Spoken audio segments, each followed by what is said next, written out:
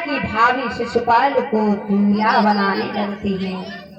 एकदम से जैसे ही शीश पे मोहर रखा है तो शिशुपाल के जैसे ही शीश पे मोहर रखा तो एकदम से चीख हुई है।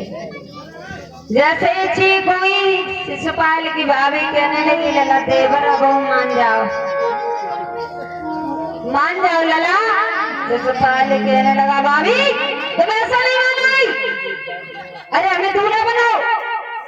एकदम से शिशुपाल जैसे ही पट्टे के ऊपर बैठा तो एकदम से उसका पैर पट्टे से लपक जाता है। शिशुपाल गिर पड़ता है, एकदम से मूर्छित हो जाता है। तो सभी सखियां जो गाना गा रही थी पास में खड़ी खड़ी एकदम से ठट्टा मारी के हंसने लगी। आज जैसे ही भाभी शिशुपाल को दूल्हा बना रही है, सभी सखियां पास में खड़ी खड़ी जयनार गा रही है। शिशुपाल मंडप के नीचे खड़ा है। शिशुपाल कहने लगा भाभी जाओ और हमारी काजल लगाओ। तो भाभी हाथों में काजल की डिबिया लेके आई है। लला शिशुपाल के काजल लगाई उनके लिए हाँ काजल लगाई ना। लला के पता नहीं लौटे के आई है कि नहीं, मन की मन में ही न रह जाए, हम अपने मन की पूरी कर ले। अरे कहीं तो हमारे देवर है, अगर चले गई तो हमें तुझे मौका नहीं मिले काजल लगाने को। और भाभी हाथ में काजल की डिबिया लेके आई। अरे काजल लीनो नैना ऊपर से कहना दिखा दो बट्टा बाते दूल्हाई कनार पड़े।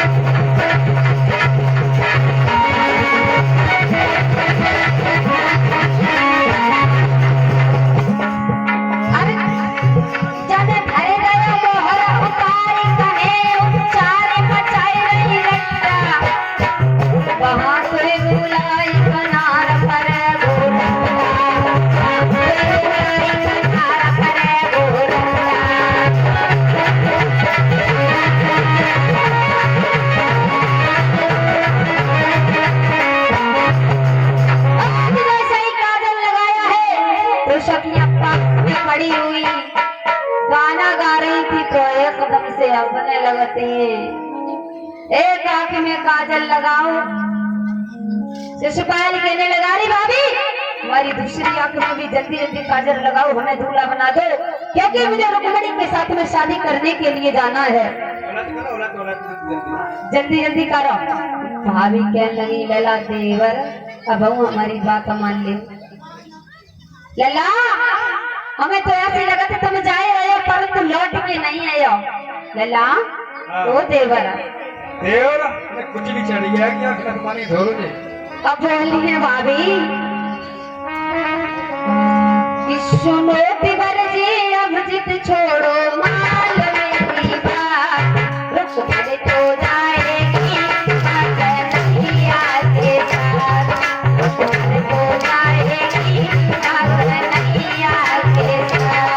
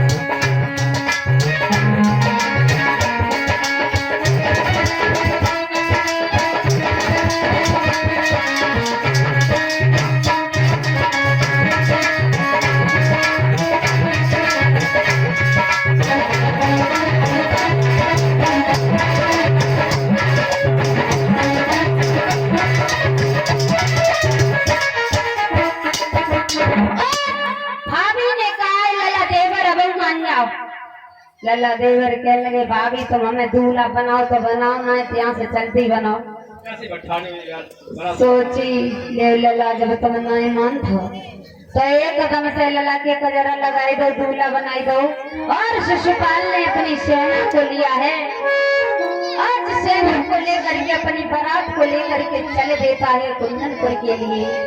और इधर प्रभु श्याम सुंदर ने जैसे ही सुपत्र को देखा भैया बलराम से कहा है कि भैया ये महात्मा जी हमारे लिए ये पत्र लेके आए हैं और ये महात्मा जी इतने बूढ़े हैं इनसे चला भी नहीं जा रहा है, इतनी दूर से आए हैं। भैया अगर आप भी आज्ञा हो तो क्यों ना इन महात्मा जी को हम इनके घर तक छोड़ दे। भैया बलराम कहने लगे ठीक है कन्हैया ना छोड़ दे। आज प्रभु श्याम सुंदर ने लौट आइए फिर ना भाई लग गया कौन वाला नहीं भैया मैं लौट आऊंगा। ऐसा ही है तू आज महात्मा जी को साथ में लिया है और रथ पे बैठे प्रभु श्याम सुंदर और उस रथ में महाराज महात्मा को बिठाया है और चल देते हैं।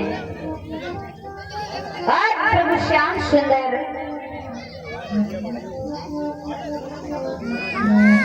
चलते जा रहे हैं और रुक्मणी ने सुपत्र में लिखा था कि ये कन्हैया अगर आप बारात को लेके आए तो आप अलंका देवी के मंदिर में हमें मिले।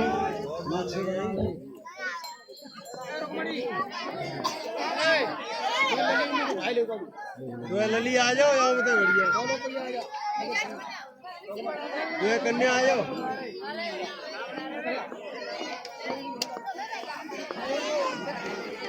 राम सुंदरी कहने लगते हैं रुक्मणी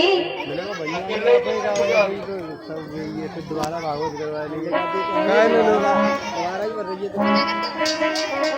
बोले रुक्मणी अगर तुम सच्चे मन से हमें मानती हो तो हमारे ऊपर विश्वास रखो। बोले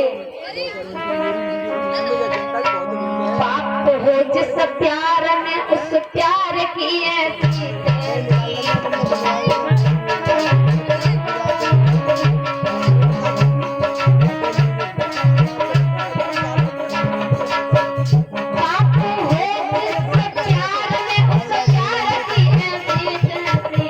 तुझे ले जाए उस काला की कैसी तुझे ले जाए उस काला की कैसी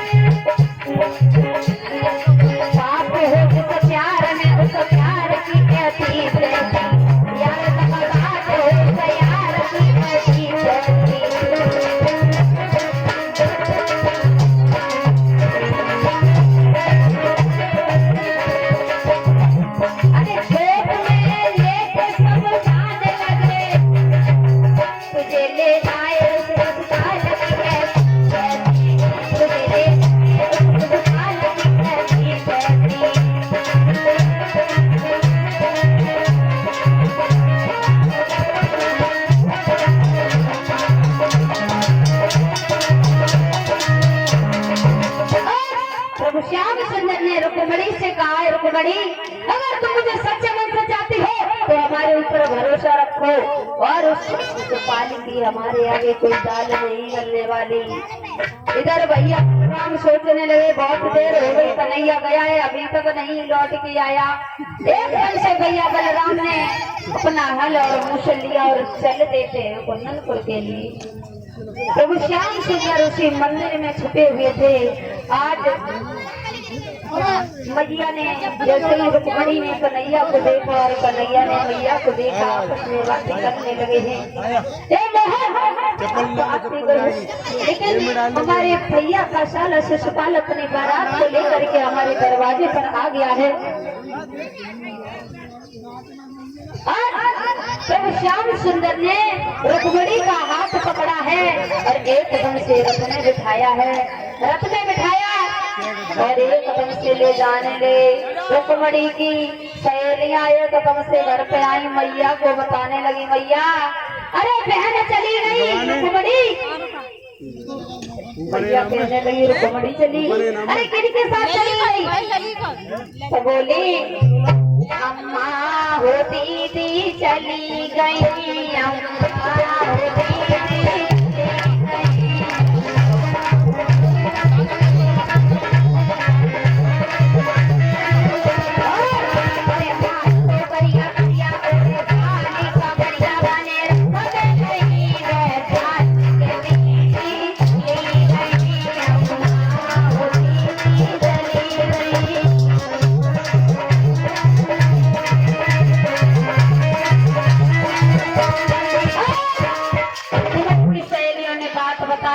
इधर से प्रभु श्याम सुंदर ने रुक्मणी को रथ में बिठाया और रथ को लेके चलते थे और इधर से रुक्मणी का भाई भागता हुआ आया।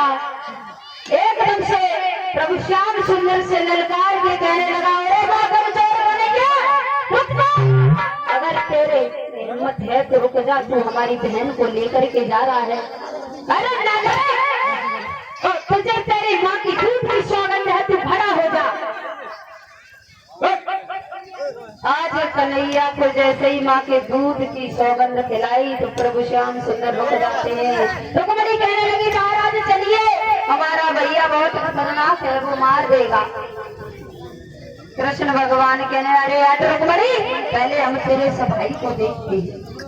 आज प्रभु श्याम सुंदर जैसे ही रुक्म को मारना चाहे तो एकदम से रुक्मणी ने झोली पसारी, अपने भैया के लिए क्षमा याचना मांगी है महाराज। और प्रभु श्याम सुंदर भैया बलराम ने 56 पेट सेना लेकर के आया था शिशुपाल, सारी सेना को परास्त किया है और स्वयं रुक्मणी को लेकर वहां से चले जाते हैं। आज भीष्म महाराज ने पूरे विधि विधान के साथ में रुक्मणी और प्रभु श्याम सुंदर की शादी को करवाई है। दो कुर्सी डाल दो, कन्यादान कर लो रुक्मणी का।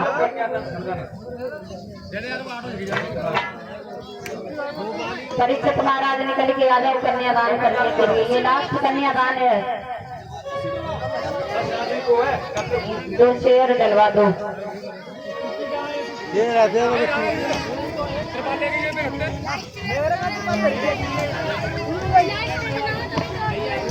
हरे दास मंडल जाए,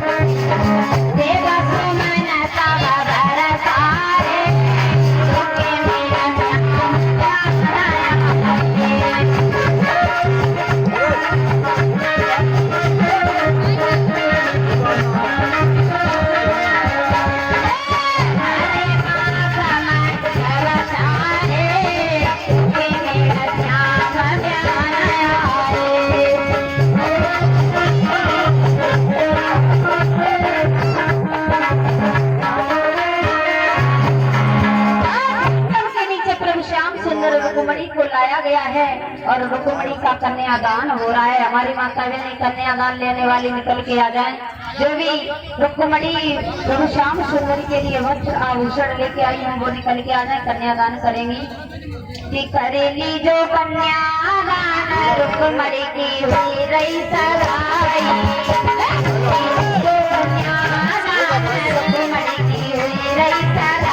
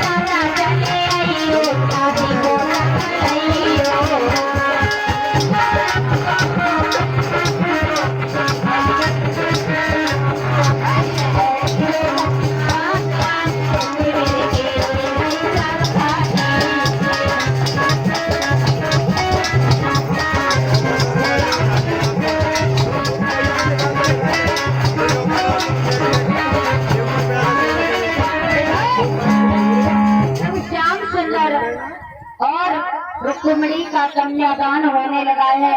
वरमाला पड़ी है, वरमाला दे दो। आज भोलेनाथ प्रभु श्याम सुंदरी की शादी हुई है और ये द्वारिकापुरी में रहने लगते हैं। हम तो गाड़ी गए, गाय ले, गाड़ी गाड़ी जाती है, हाँ गाय लो गाय ले, गाय में हाँ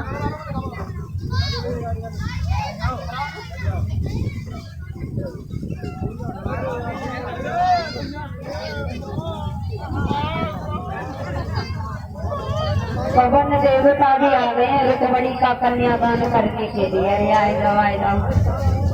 क्या बीवी हमें लगा था आज इंद्र देवता बहुत खुश हैं। लास्ट दिन हाँ अरे कैसो रंग चढ़ो निवारी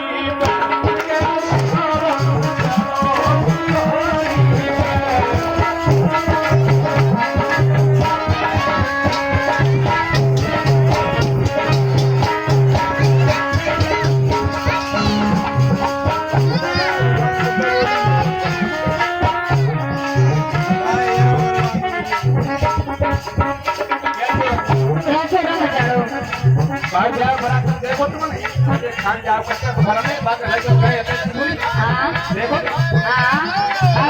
बात कराए सिखा रहे कैसे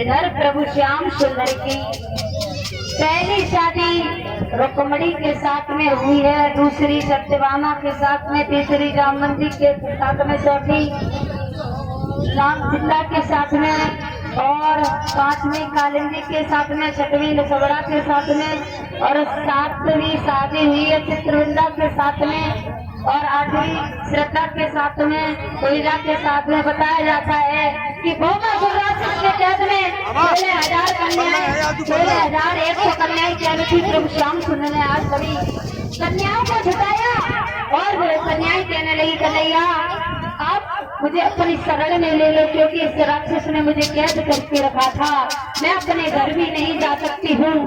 तो आज प्रभु श्याम सुंदर ने सभी कन्याओं को अपनी पत्नी के रूप में स्वीकार किया है। बताया जाता है कि प्रभु श्याम सुंदर के 16,100 9.5 ब्याह हुए, आधा ब्याह हुआ है राधा के साथ में। आज अपनी लीला को दर्शाते हुए प्रभु श्याम सुंदर द्वारिकापुरी में रह रहे थे, अपने राज्य सिंहासन पर बैठे प्रभु श्याम सुंदर सोच विचार में बैठे हैं। आज प्रभु श्याम सुंदर के नैनों से अश्रुधारा बहने लगती है। रुक्मणी पूछने लगी महाराज क्या बात है, आप क्यों रो रहे हो? तो प्रभु श्याम सुंदर कहने लगते हैं प्रिय मुझे मेरे बचपन के मित्र सुदामा की याद सता रही है। रुक्मणी कहने लगी क्या महाराज आपके बचपन के मित्र आपको उनकी प्रभु श्याम सुंदर ने बताया है। कि शांतिपन के साथ जब पढ़ते थे रघुनाथ, एक दिन सुदामा सभी रहे कृष्ण के साथ। हम गुरु शांतिपन के यहाँ पे विद्या ग्रहण करने के लिए गए थे, तभी हमारी मित्र से भेंट हुई। आज है हमारा मित्र बहुत दुखी है, बहुत निर्धन है। रुक्मणी कहने लगी, महाराज ऐसा क्या हो गया है कि जो तुम्हारा मित्र निर्धन हो गया? तो प्रभु श्याम सुंदर कहने लगते हैं, रुक्मणी एक बार की बात है, गुरु मैया ने हमसे कहा था कि हे कन्हैया जाओ और जाकर वन में से थोड़ी लकड़ियां ले आओ, आश्रम में भोजन बनाने के लिए कोई लकड़ी नहीं है। तो हम दोनों लकड़ियों को लेने के लिए गए थे, तो मैंने क्या देखा कि एक बूढ़ी मैया अपने हाथों में चनों को लेकर के आ रही थी।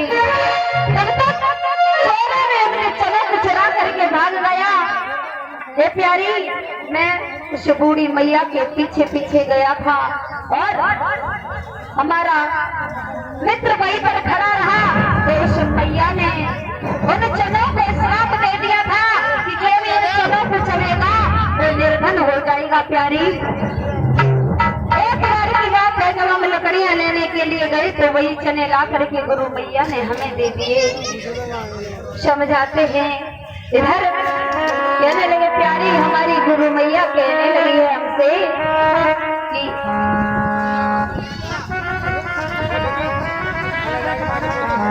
हमें और हमारे मित्र को बुलाया है और हमसे कहा कि कन्हैया जाओ लकड़ियों को ले आओ। हमारे मित्र को बुलाया और मित्र से कहा, प्यारी तो हम दोनों साथ में जंगल में लकड़ियों को लेने के लिए जाया करते थे। और बताया है, हे रुक्मणी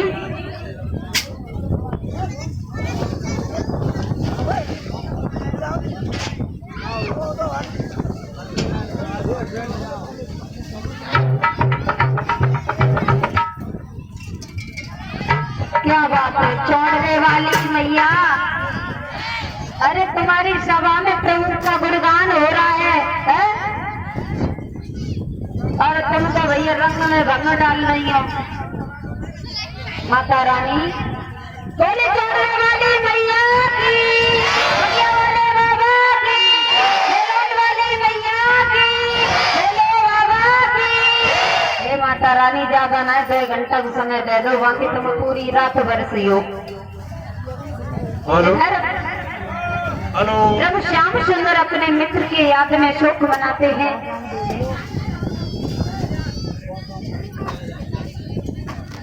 बोलते क्या बोलोगे? जितने भी हमारे संत समाज यहाँ से जा रहे हैं, संत महात्मा जी, कल उनको समय अनुसार प्रसाद के लिए निमंत्रण दे रहे हैं। और नंगला गुरु की कन्याओं को छोड़ करके बाकी जितनी भी कन्याएं भागवत सुनने के लिए आती हैं, कल भंडारे में सभी का निमंत्रण है और सभी हमारे संत महात्माओं का निमंत्रण है।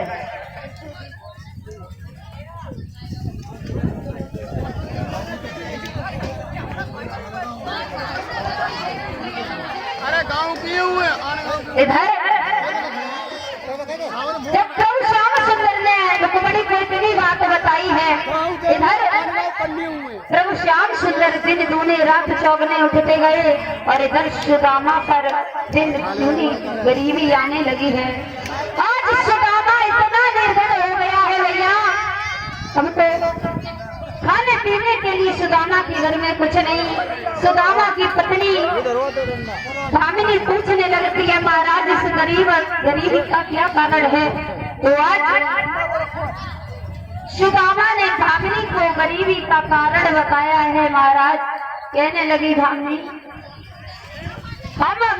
हमारे मित्र और मैं एक ही साथ में गुरु शांतिपन की यहाँ पे विद्या ग्रहण करने के लिए गया था, तो हमारी मैया ने हमसे कहा था कि जाओ जंगल में से लकड़ियां लेके आओ, और आश्रम पे भोजन बनाने के लिए कोई लकड़ी नहीं है।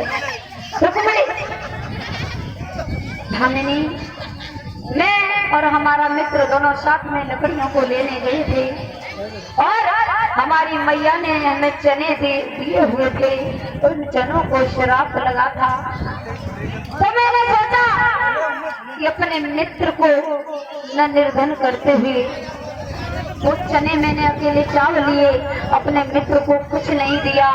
और ये खुशी का प्रताप है जिसके ऊपर हमारे ऊपर ये गरीबी आई है। आज सुदामा निर्धन और गांव-गांव में भिक्षा को मांगते हैं, कोई भिक्षा नहीं डालते हैं सुदामा के लिए। बामनी समझाती है राडनाथ, क्यों ना आप अपने मित्र द्वारिकाधीश कन्हैया के पास चले जाओ, अरे वो तो तीनों लोगों का स्वामी है, वो अपने दरवाजे से तुम्हें खाली हाथ नहीं लौटाएगा। सुदामा बामनी को समझाते हैं, प्यारी मैं अपने मित्र के दरबार में नहीं जा सकता हूँ। बामनी कहने लगती है, हे प्राणनाथ आप चले जाओ। आज बामनी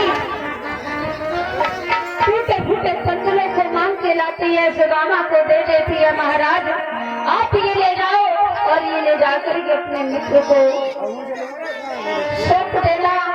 मित्र आपका जरूर समझ जाएगा कि हमारे मित्र के ऊपर वास्तविक गरीबी है। आज सुदामा ने वो चावल लिए हैं, टूटे फूटे कंदल, और चले देते हैं अपने मित्र कन्हैया के दरवाजे के लिए।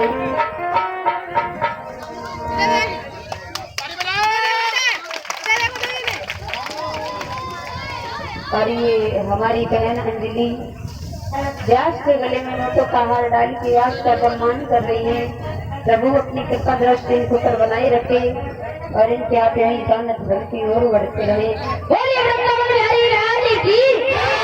आज सुदामा टूटे फूटे कंदलों को लेके मित्र के दरवाजे के लिए चल देते हैं और भिक्षा को मांगते हुए चलते जा रहे हैं।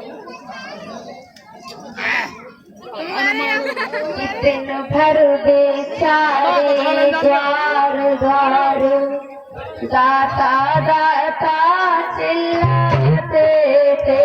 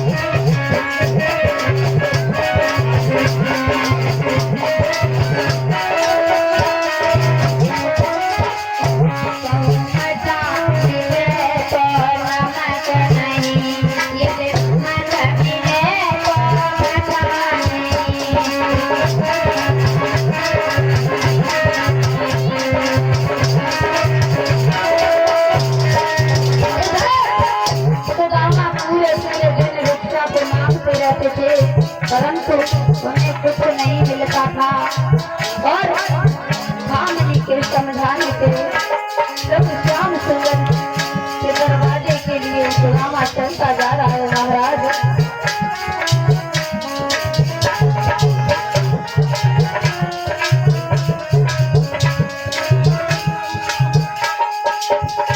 दिन भर बेचारे द्वार द्वार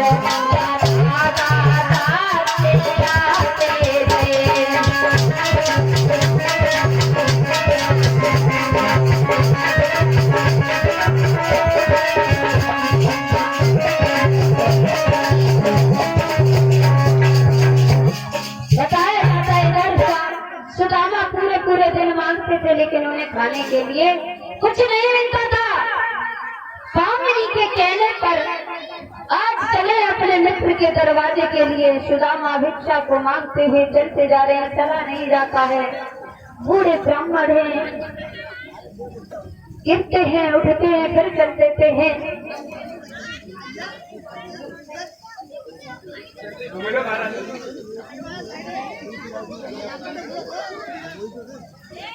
और ये हमारे भैया पिंकी राजपूत निवासी बल्लीपुर रहने वाले हैं। व्यास को 101 मुद्राओं से सम्मानित कर रहे हैं। प्रभु अपनी कृपा दृष्टि इनके ऊपर बनाए रखे और इनके आते दान धर्म की ओर बढ़ते रखे। आज सुदामा चले हैं अपने मित्र के दरवाजे के लिए। कामनी ने कहा है हे स्वामी चले जाओ।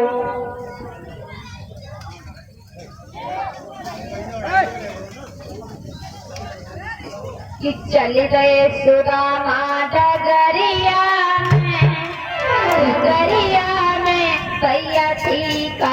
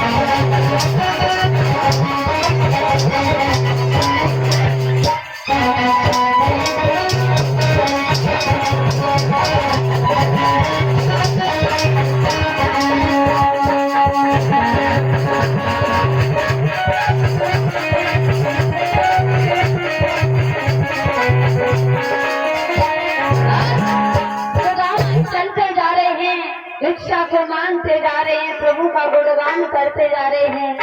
धीरे धीरे आज द्वारिका पुरी में सुदामा पहुंच जाते हैं तो देखा है बड़े बड़े ऊंचे महल बने हुए हैं। मन में विचार करता है कि हमारे तीनों लोगों के मित्र कन्हैया अगर उसके दरवाजे पर मैं ऐसे गया तो हमारे मित्र की हंसी होगी। मन में सोचता है मैं जाऊं या ना जाऊं।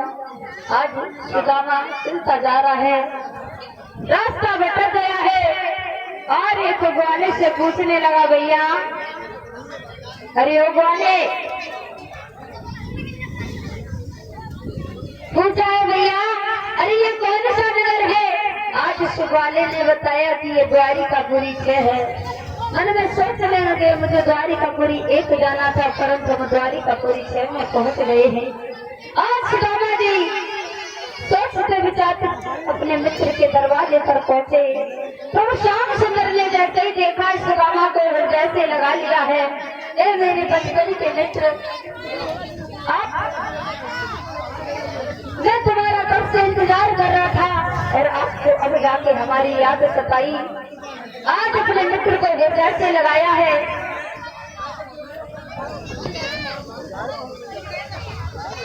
हृदय से लगाने के बाद इधर